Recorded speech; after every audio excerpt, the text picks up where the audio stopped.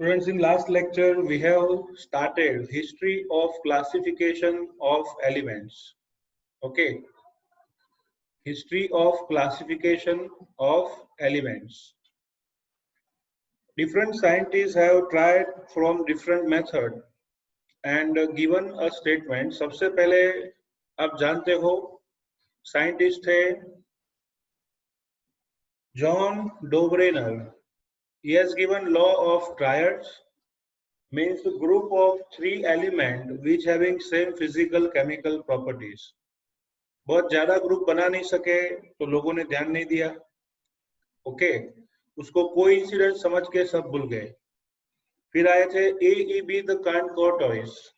उन्होंने भी बताया कि हर एक सातवां एलिमेंट के पीछे से स्टार्ट करें तो हर एक सातवां element same physical chemical properties का होता है. सिलिंड्रिकल पीरियोडिक टेबल दिया था, लेकिन किसी को नहीं बुला पाया, नहीं ध्यान खींच पाया. फिर जॉन न्यूलैंड साइंटिस्ट, उन्होंने 1865 में वापस पीरियोडिक टेबल दिया. उन्होंने लॉ ऑफ ऑक्टेव दिया. और याद रखना कि उनको किसी ने ध्यान नहीं दिया क्योंकि कैल्शियम के पीछे ये लॉ फॉलो नहीं होता है, और इसलिए सबने बुला दिया कि भाई चलो ये तो ठीक है, आगे क्या. And that's why it was rejected. लेकिन एक चीज आपको याद रखनी है कि although his idea was not widely accepted at that time, he for his work was later awarded Davy Medal in 1887 by Royal Society of London. London की royal society ने उनके वर्क के लिए उनको डेवी मेडल दिया था 1887 में. तो बच्चों, ये थे तीनों साइंटिस्ट जिसका नाम है John Dobereiner, AEB the Chancourtois and Alexander Newland. John Newland भी कहते हैं उनको. तो 1865 तक तो इतना ग्रोथ हुआ था क्लासिफिकेशन में. अब आगे बढ़ेंगे बच्चों पीरियोडिक टेबल की ओर. ओके, हाल में हम जो पीरियोडिक टेबल पढ़ रहे हैं उसका श्रेय दो साइंटिस्ट को जाता है. पहला है रशियन साइंटिस्ट दिमित्री मेंडेलीव और दूसरे साइंटिस्ट है German scientist Lothar Meyer. So the periodic law as we know it today owes its development to the Russian scientist Dmitry Mendeleev and German scientist Lothar Meyer. दोनों ने independently अपने अपने हिसाब से classification किए थे, अपने हिसाब से ही क्लासिफिकेशन किए थे. उन्होंने हर एक एलिमेंट को एटॉमिक मास के इंक्रीजिंग ऑर्डर में अरेंज किया था. Both have arrange the elements in their increasing order of atomic मास. तो उन्होंने देखा कि कुछ एलिमेंट में पीरियोडिकली कुछ इंटरवल पर फिजिकल और केमिकल प्रॉपर्टीज रिपीट होती है. They have seen that similarities appear in physical and chemical properties at regular intervals. Okay, तो फिर से the main periodic table which we are studying today, okay, it owes by two scientists. First is a Russian scientist Dmitry Mendeleev, second German scientist Lothar Meyer. दोनों ने atomic mass के increasing order में elements को रखा था और इसी वजह से उनको पता चला कि कुछ फिजिकल और केमिकल प्रॉपर्टीज में सिमिलरिटीज देखने को मिलती है एलिमेंट्स में. Okay, so now we are going to take next question, that is contribution of Lothar Meyer. हम बात करेंगे बच्चों अब सिर्फ लोथर मेयर की. छोटा सा कंट्रीब्यूशन है, देख लेते हैं. Lothar Meyer plotted the physical properties such as atomic volume, melting point, boiling point against the atomic mass. Lothar Meyer scientist ने एलिमेंट की डिफरेंट फिजिकल प्रॉपर्टीज जैसे atomic volume versus atomic mass, melting point versus atomic mass, boiling point versus atomic mass, ऐसे different graphs plot किए थे, तो पता चला कि they having periodically repeated pattern. उस ग्राफ में पैटर्न्स जो है वो पीरियोडिकली रिपीट होती है, मतलब बार बार एक ही पैटर्न देखने को मिलती है। Unlike Newland, Lothermeyer observed a change in length of the repeating pattern. Newland जो था, तो न्यूलैंड की जगह पे लोथरमेयर उसने और ज्यादा पीरियोडिक नेचर इस प्रॉपर्टीज में देखा था। इतना ही नहीं, 1868 में तो लोथरमेयर ने अपना पीरियोडिक टेबल भी बना दिया था। Okay, in 1868 Lothermeyer scientists have prepared a periodic table, okay, in sequence of element that is closely resemble the modern periodic table. हमारा अब का जो periodic table है उससे मिलता जुलता periodic table सबसे पहले 1868 में Lothermeyer साइंटिस्ट ने बनाया था, बट काम 100% नहीं हुआ था, इसलिए लिखा है his work was not published until after the work of Dmitry Mendeleev. थोड़ा बहुत काम रह गया होगा, उतने में ही Dmitry Mendeleev ने बाजी मार ली और उन्होंने अपना पीरियोडिक टेबल पब्लिश कर दिया था। Okay, so Mendeleev, the scientist who is generally credited with the development of the modern periodic table, और उसी वजह से मॉडर्न पीरियोडिक टेबल के लिए उसका श्रेय जाता है दमित्री मेंडेलेव। तो बच्चों, आपको पूछा जाए लोथरमेयर का कंट्रीब्यूशन क्या है, तो लिखेंगे लोथरमेयर ने एटॉमिक मास के इंक्रीजिंग ऑर्डर में पीरियोडिक टेबल बनाया था। इस पीरियोडिक टेबल बनाने के बाद उसको पता चला कि बहुत सारी फिजिकल प्रॉपर्टीज जो है वो एटॉमिक मास के साथ पीरियोडिकली चेंज होती है। उन्होंने ग्राफ भी प्लॉट किए थे, जैसे कि atomic volume versus atomic mass, melting boiling point versus atomic मास। तो उनको पीरियोडिकली रिपीटिंग पैटर्न मिली थी, मतलब अच्छा खासा इन्वेंशन उन्होंने कर रखा था। 1868 में उन्होंने अपना पीरियोडिक टेबल बना ही दिया था, लेकिन कुछ कारणों से वो पब्लिश नहीं कर सके। उतने में दमित्री मेंडेलीव ने अपना पीरियोडिक टेबल बनाया और पब्लिश किया, और इसलिए मॉडर्न पीरियोडिक टेबल का श्रेय लोथरमेयर की जगह किसको जाता है? दमित्री मेंडेलीव को।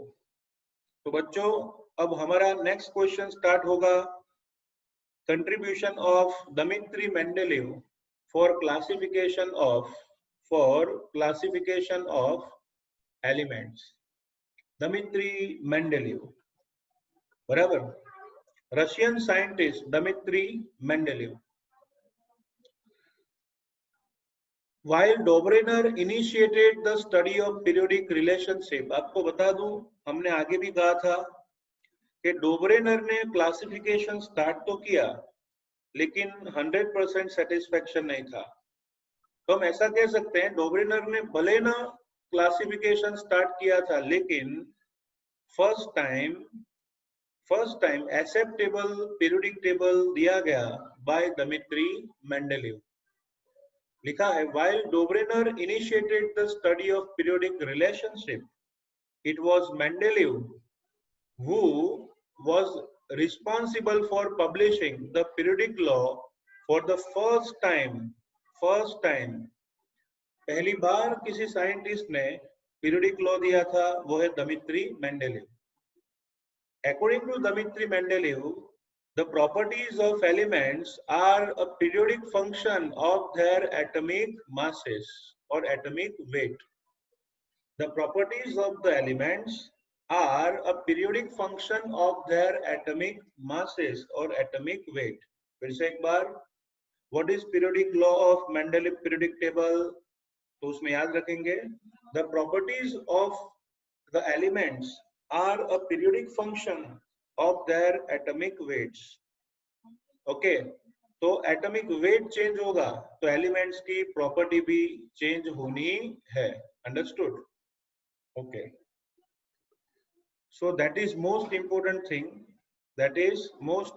Thing for Mendeleev's periodic table.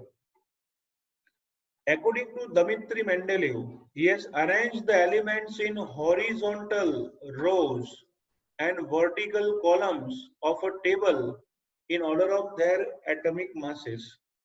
उन्होंने एटॉमिक मास के इंक्रीजिंग ऑर्डर में एलिमेंट्स को अरेंज किया, हॉरिजॉन्टली तो किया ही, एज वेल एज वर्टिकल भी किया.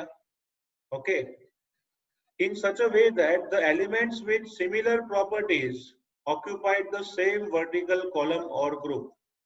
उन्होंने ऐसे अरेंजमेंट किया कि सेम प्रॉपर्टी वाले एलिमेंट्स जो है वो एक ही ग्रुप में आए. ओके, तो याद रखो पीरियोडिक टेबल में किसकी प्रॉपर्टी सेम होगी, तो ये इतना याद रखना, जो एलिमेंट सेम ग्रुप में है, ओके, वर्टिकल कॉलम में है, उसकी प्रॉपर्टी कैसी होगी, सेम. ओके, सो फिर से उन्होंने एटॉमिक मास को इंक्रीजिंग ऑर्डर में अरेंज किया, सेम प्रॉपर्टी वाले एलिमेंट्स को सेम ग्रुप में सेम वर्टिकल कॉलम में लिया. Okay, Mendeleev's system of classifying element was more elaborate than the Lothar-Meyer की जो पैटर्न थी उससे कहीं अच्छी Dmitry Mendeleev की ये क्लासिफिकेशन वाली मेथड थी. He fully recognized the significance of periodicity and used broader range of physical and chemical properties to classify the element. Okay, उन्होंने ज्यादा परफेक्शन से और फिजिकल केमिकल प्रॉपर्टीज को ज्यादा इंपॉर्टेंस देके पीरियोडिक टेबल का क्लासिफिकेशन किया था.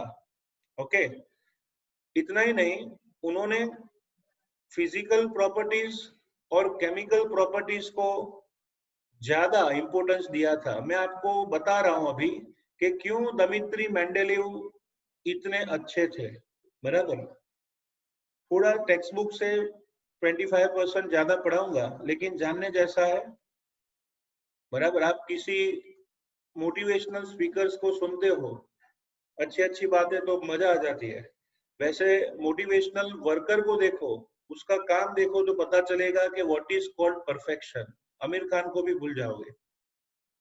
देखो, Dmitry Mendeleev के टाइम पे ऐसा अरेंजमेंट था उनका. I will show you.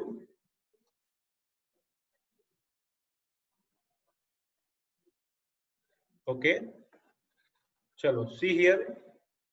Dmitry Mendeleev उन्होंने कुछ ऐसा ड्रॉ किया था. देखो, उन्होंने लिया था बोरोन एलिमेंट, फिर एल्यूमिनियम एलिमेंट, फिर गैलियम एलिमेंट.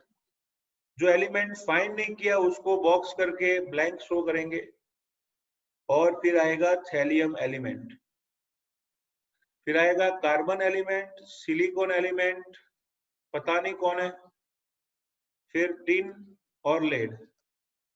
फिर आया बच्चों nitrogen, sorry, boron, carbon, nitrogen, oxygen, nitrogen, phosphorus, arsenic, antimony and bismuth. फिर ऑक्सीजन, सल्फर, सिलेनियम, पता नहीं, एंड पोलोनियम. फिर फूल, कली, बहार कहाँ गई पता नहीं, एस्टेटाइन. तो उस टाइम पे उन्होंने ये पीरियोडिक टेबल दिया था. और एक चीज मैं आपको बताना चाहूंगा कि why Dmitry Mendeleev scientist was more हिम्मत वाला. मतलब Dmitry Mendeleev जो है ज्यादा करेजियस क्यों था, उसकी बात करता हूं. सबसे पहली बात यह है कि उन्होंने एटॉमिक मास के इंक्रीजिंग ऑर्डर उसमें पीरियोडिक टेबल दिया. और मोस्ट इंपोर्टेंट थिंग, उन्होंने एटॉमिक मास की जगह पे उनकी प्रॉपर्टीज को ज्यादा इंपॉर्टेंस दिया था. बराबर, कैसे पिक्चर शुरू होता है. अब सबसे पहली बात, वो खुद ये कहते हैं कि एटॉमिक मास के इंक्रीजिंग ऑर्डर में पीरियोडिक टेबल है. बराबर, लेकिन उन्होंने खुद ने वो ओबे नहीं किया, डजंट ओबे. ओके, पीरियोडिक लॉ क्या है? The properties of element is a periodic function of their atomic weights. वो खुद बोल रहे हैं कि एटॉमिक मास के इंक्रीजिंग ऑर्डर में पीरियोडिक टेबल है, लेकिन वो खुद कभी कभार ओबे नहीं कर रहे थे। क्यों? उसका रीजन समझते हैं। उसका रीजन ये बच्चों कि यहाँ पे जो दो ब्लैंक्स आपको दिख रही है, टू ब्लैंक्स, बराबर, उसमें से एक है बच्चों टेलुरियम और दूसरा है आयोडीन। ओके, अब टेलुरियम जो है उसका एटॉमिक मास उस टाइम पे फाइंड किया तो पता चला था उसका एटॉमिक मास है 126। टेलुरियम का 1 मिनट, व्हाट इज दिस? अच्छा, टेलुरियम का जो एटॉमिक मास है वो उस टाइम पे फाइंड हुआ था 128 अप्रोक्स। ओके, और आयोडीन का एटॉमिक मास था 126.7 अप्रोक्स। ओके, तो according to the rule of increasing order of atomic mass, आप देख सकते हो टेलुरियम का एटॉमिक मास आयोडीन से ज्यादा है कि नहीं? तो टेलुरियम होना चाहिए यहाँ पे, ओके, और आयोडीन होना चाहिए यहाँ पे। आयोडीन सिलेनियम के नीचे होना चाहिए और टेलुरियम होना चाहिए फ्लोरीन के नीचे। अंडरस्टूड? तो ऐसा होना चाहिए क्योंकि atomic mass of tellurium is more than iodine, तो आयोडीन आगे टेलुरियम पीछे होना चाहिए। तो एटॉमिक मास के हिसाब से ऑर्डर होना चाहिए आयोडीन फिर टेलुरियम, लेकिन दमित्री मेंडेलीव वाज मोर हिम्मत वाला। क्यों? बिकॉज उन्होंने एटॉमिक मास उसको ध्यान में तो लिया, लेकिन उससे ज्यादा इंपोर्टेंस दिया था केमिकल प्रॉपर्टी, फिजिकल प्रॉपर्टी को। उन्होंने देखा कि आयोडीन हाईली रिएक्टिव है। सेकंड थिंग, आयोडीन मोनोवेलेंट है, मतलब उसकी वैलेंसी 1 है, और इसी वजह से सेम वैलेंसी की वजह से उसको पीछे रखा और टेलुरियम को आगे रखा। बराबर। अगर मैं फ्लोरीन के साथ हाइड्रोजन की रिएक्शन लिखूं तो वो HF देगा, वैसे आयोडीन देता है HI। अगर मैं ऑक्सीजन के साथ हाइड्रोजन की रिएक्शन लिखूं तो लिखेंगे H2O और टेलुरियम में आएगा H2Te। अब समझ में आया आपको कि आयोडीन बनाता है HI, वो तो HF की तरह है, और टेलुरियम बनाता है H2Te। टेलुरियम बनाता है H2Te, वो H2O की तरह है कि नहीं? तो दोनों के कंपाउंड को देखो, पता चलेगा कि टेलुरियम जो है उसकी केमिकल प्रॉपर्टी ऑक्सीजन ग्रुप जैसी है और आयोडीन की केमिकल प्रॉपर्टी हेलोजन जैसी है, और इसी वजह से एटॉमिक मास को उसने नजरअंदाज किया और he has given the order that iodine is after and tellurium is before it. Okay, तो शॉर्ट में समझाऊं तो टेलुरियम के आयोडीन आगे होना चाहिए, आयोडीन को पीछे रखा क्योंकि उसकी प्रॉपर्टी हेलोजन जैसी थी और इसीलिए अरेंजमेंट उलट सुलट कर दी। तो ऐसा करेज किसमें हो सकता है? जिसके पास अच्छा सा नॉलेज हो उसमें ही। तो सबसे पहला पॉइंट था कि it doesn't obey its own rule. Okay, second one, second ऐसा है कि बहुत सारे एलिमेंट्स ऐसे थे कि उनके एटॉमिक मास लोग जानते थे पर गलत थे, इसलिए उन्होंने एटॉमिक मास को करेक्ट करने का काम किया था।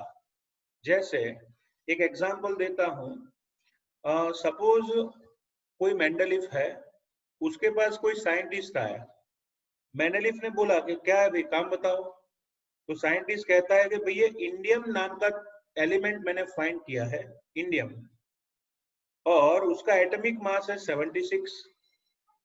बराबर। कोई साइंटिस्ट जाता है दमित्री के पास और बोला कि भाई मैंने इंडियम फाइंड किया है, उसका एटॉमिक मास 76 है, चलो रखो उसको अपने पास।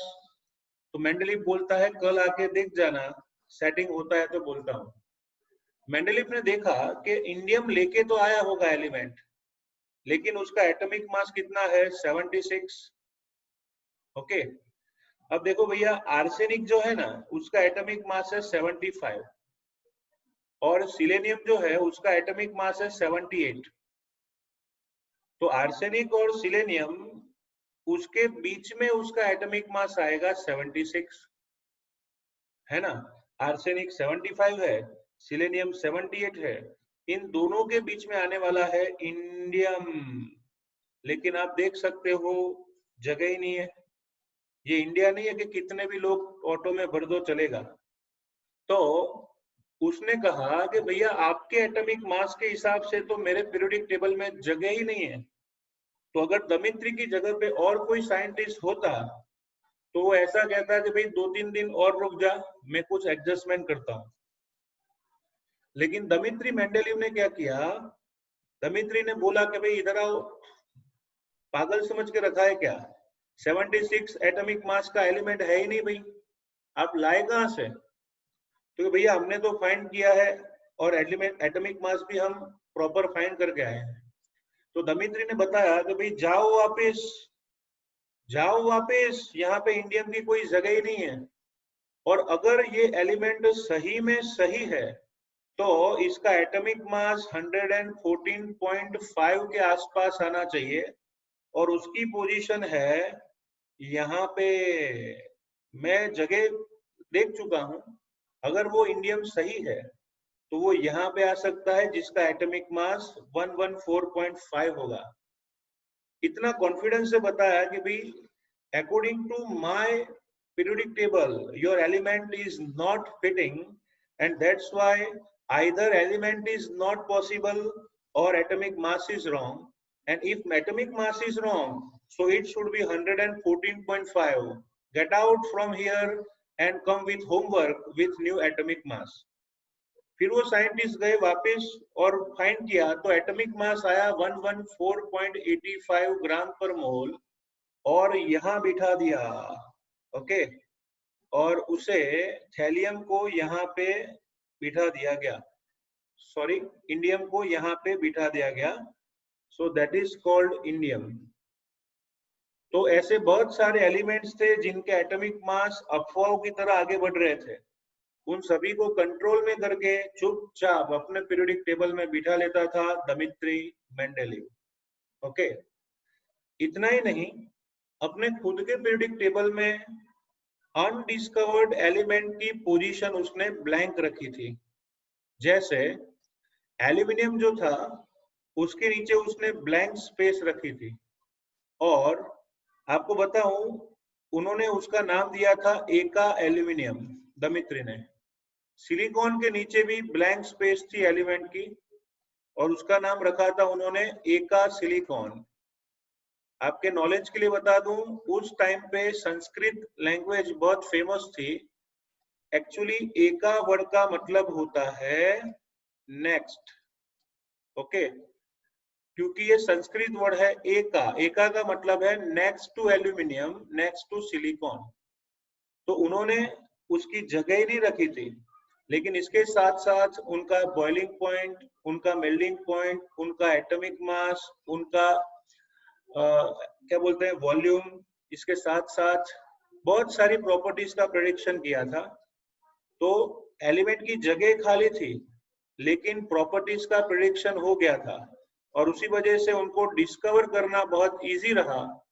और इसलिए धीरे धीरे धीरे साइंटिस्ट ने डिस्कवरी स्टार्ट की और फाइनली एल्यूमिनियम के नीचे वाला एलिमेंट मिल गया जिसका नाम रखा गया गैलियम। सिलिकॉन के नीचे वाले एलिमेंट को भी फाइंड करके नाम रखा गया germanium. Okay, so this is Dmitri Mendeleev. तो दमित्री मेंडेलीव ने एटॉमिक मास के इंक्रीजिंग ऑर्डर में पीरियोडिक टेबल तो बनाया ही था, लेकिन उन्होंने एटॉमिक मास से भी ज्यादा इंपॉर्टेंस दिया था केमिकल फिजिकल प्रॉपर्टीज को, वैलेंसीज को, जनरल फॉर्मूला को, सबको इंपॉर्टेंस दिया था। उन्होंने बहुत सारे एलिमेंट्स ऐसे थे जिनका एटॉमिक मास कम होने के बावजूद उनको पीछे रखा और ज्यादा होने के बावजूद आगे रखा ड्यू टू देयर प्रॉपर्टीज। इतना ही नहीं, उन्होंने बहुत सारे एलिमेंट्स के एटॉमिक मास जो रॉन्ग थे उनको करेक्ट किए और नए एटॉमिक मास के हिसाब से पीरियोडिक टेबल में उसको पोजीशन दी थी। और जो एलिमेंट डिस्कवर नहीं हुए थे उन सभी एलिमेंट्स का प्रेडिक्शन किया, प्रॉपर्टीज को अनाउंस किया, जिससे डिस्कवरी इजी हो गई। जैसे कि एल्यूमिनियम, उसके नीचे वाले एलिमेंट को बोलते हैं एका एल्यूमिनियम। सिलिकॉन, उसके नेक्स्ट एलिमेंट को बोलते हैं एका सिलिकॉन। और प्रॉपर्टीज पब्लिश की थी जिससे डिस्कवरी इजी हो गई और मिले गागे, मतलब gallium and germanium. So why Mendeleev was more courageous, why हिम्मत वाला? बिकॉज उसके पास नॉलेज इतना पड़ा था कि कोई भी साइंटिस्ट आके उसके सामने टिक नहीं पाता था। Okay, so this is Dmitry Mendeleev's periodic table. तो ये चीजों जो मैंने आपको समझाई है उसको वर्ड्स में हमारी टेक्स्ट बुक में एक्सप्लेन करने के लिए ट्राई किया है। आप देखोगे समझ में आ जाएगा, बराबर। चलो, लास्ट में लिखा है the boldness of Mendeleev's quantitative predictions and their eventual success made him and his periodic table famous. अपनी जो बोल्डनेस थी और पीरियोडिक टेबल की, उसकी वजह से ये पीरियोडिक टेबल बहुत एक्सेप्ट हुआ शुरू में। ओके, जब तक नया पीरियोडिक टेबल नहीं आया तब तक ये सब एक्सेप्ट किया गया और पीरियोडिक टेबल जाना गया। आपको ये प्रॉपर्टीज बच्चों सिर्फ नॉलेज के लिए दी है। एका aluminium predicted property, found property, predicted property, found property almost match होती है, बराबर। तो सिर्फ देखना है। फिर दिया है मेंडलीव्स पीरियोडिक टेबल, वो भी देखना है। ओके, अब आगे बढ़ेंगे नेक्स्ट टॉपिक की ओर, जिसका नाम है modern periodic table. Okay, modern periodic table and periodic law. एक કહેવત છે, શેરને માથે સવા શેર। मतलब તમે ગમે એટલું સારું કામ કરો કે ગમે એટલું સારું ઇન્વેન્શન કરો, પણ જે નવો સાયન્ટિસ્ટ છે એ આપણો રેકોર્ડ તોડે જ, બરાબર। तो हमारा नेक्स्ट टॉपिक है explain modern periodic law and the present form of the periodic table. Okay, so modern periodic law and present form of periodic table. आपको एक बात बता दूं, दमित्री मेंडलीव ने 1869 में पीरियोडिक टेबल दिया था जो मेंडलीव पीरियोडिक टेबल नाम से एक्सेप्ट हुआ।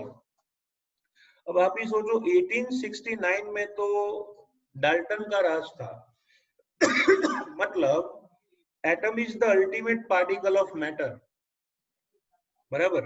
एटम को सबसे छोटा माना जाता था, लेकिन जैसे जैसे आगे बढ़े वैसे वैसे 1886 में प्रोटॉन डिस्कवर हुआ, फिर 1897 में जे थॉमसन इलेक्ट्रॉन डिस्कवर किए, 1932 में न्यूट्रॉन डिस्कवर हुआ।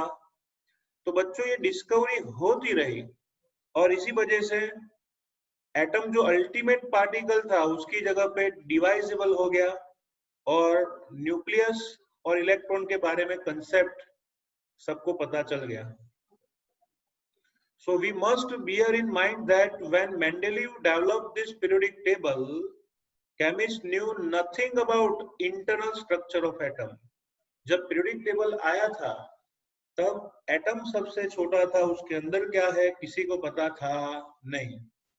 In the beginning of 20th century, witnessed profound developments in the theories about subatomic particles.